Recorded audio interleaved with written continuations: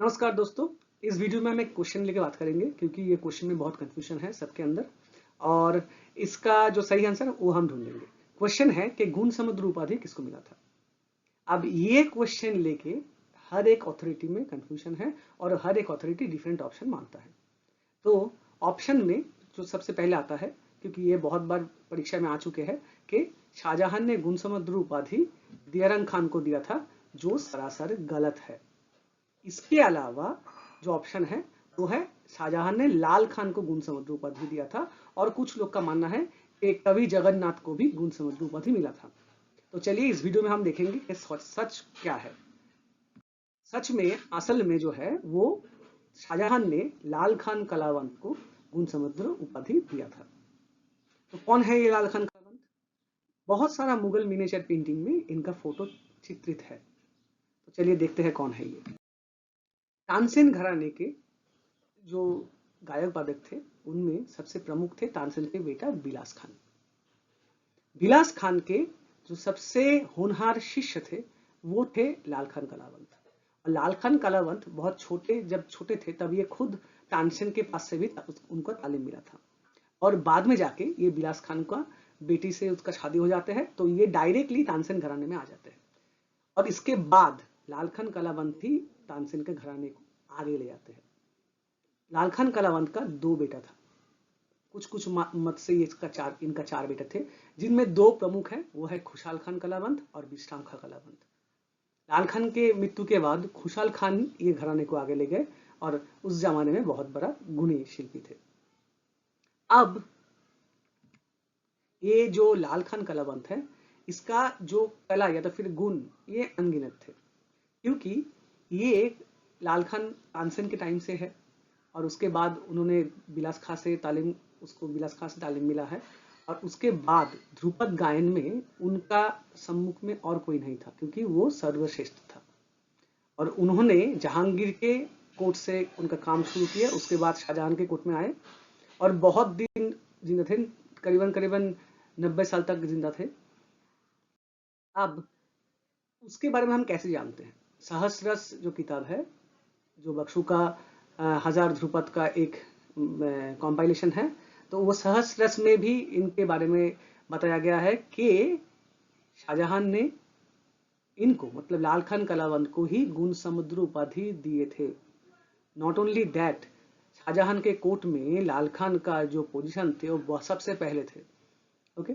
और ये बहुत बड़ा ध्रुपद नवाज थे, इसीलिए वो कलावंत कहा गया उसको, कि ये जब गाते थे तो सब लोग चुप करके सब सुनते थे। और तानसेन का जो ओरिजिनल गायन शैली इनके अंदर थे और इनका जो गायन है उसे उसमें दिखाई जाता था।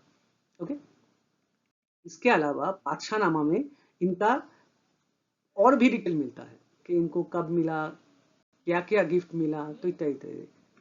तो इसके अलावा राग दर्पण में उनका और भी विस्तृत विवरण दिया गया है, जिनमें ये तीन किताब में हम अगर कंपाइल करेंगे तो जान सकेंगे कि 1637 में शाहजहां ने उनको गुण समुद्र उपाधि दिया था और 1642 में उनको गाने के बाद एक हाथी गिफ्ट मिला था और 1645 में उनको गाने के बाद नगद 4000 रुपए और उसी साल में बाद में उनको नगद 1000 रुपए ऐसे इनाम के तौर पे मिला था।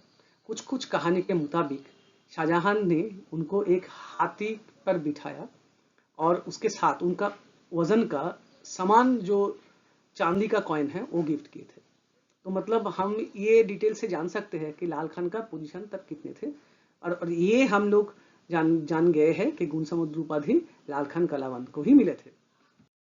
लाल खान कलावंत के मृत्यु के बाद उनका जो बेटा, दो बेटे थे, मैं पहले बोला कि प्रमुख दो बेटे खुशहाल खान और बिश्राम खान, उसमें खुशहाल खान को ये सेम टाइटल में नवाजा गया, क्योंकि खुशहाल खान का भी गायकी उतना ही जबरदस्त था। तो उनके मृत्यु के मतलब लाल खान के मृत्यु के बाद 1654 में खुशहाल खान को भी गुण समुद्र उपाधि से भूषित किया गया। मतलब लाल खान और उनका बेटा खुशहाल खान दोनों ही गुण समुद्र उपाधि प्रापक थे। मतलब इसमें दिरांग खान या तो फिर जगन्नाथ का कोई नाम नहीं आता है, ये ऑफिशियल है। सो खुशहाल खान या तो फिर लाल खान, ये दोनों उत्तर ही सही होगा। तो जिसको लेके कंफ्यूजन आता है वो है देरंग खान या तो फिर रंग खान कलावंत। रंग खान कलावंत एक बहुत बड़ा कलाकार थे उस समय में। लाल खान के बाद अगर किसी का नाम आता था तो ये देरंग खान का ही है।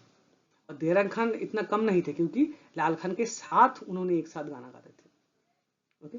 और ठीक उसी समय जब लाल खान को गुण समुद्र उपाधि मिल रहा था, उसी सभा में गायन के बाद उनको 4,500 रुपए नगद मिला था। और जब लाल खान को हाथी गिफ्ट किया गया था तब उनको नगद 1,000 रुपए गिफ्ट किया गया था। तो मतलब इनका स्टेटस भी लाल खान के समान समान थे, पर ये गुण समुद्र नहीं थे क्योंकि इनको गुण समुद्र उपाधि से नवाजा नहीं गया था। तो कुछ प्रमुख कला मतलब जो म्यूजिशियन हैं उनके हिसाब से इनका नाम देरंग खान है और कुछ जगह में इसको रंग खान कलावंत बोल के पुकारा गया है। और जो कंफ्यूजन में जो और एक बंदा आता है वो है जगन्नाथ। तो कौन थे जगन्नाथ?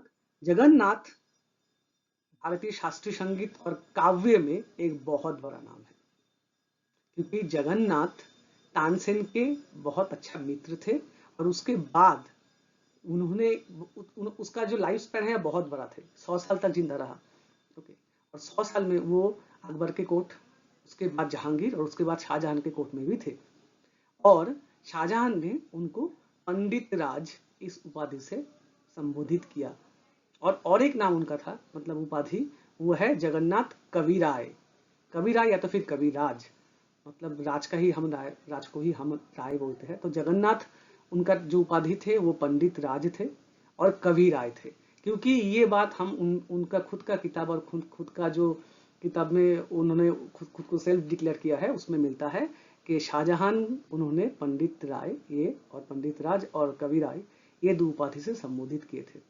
बहुत एक इंटरेस्टिंग फैक्ट है कि जगन्नाथ कविराय बहुत बड़ा कवि थे, बहुत बड़ा वाग्यकार थे और बहुत राग में उन्होंने बहुत सारा बंदिश या तो फिर ध्रुपद लिखा था।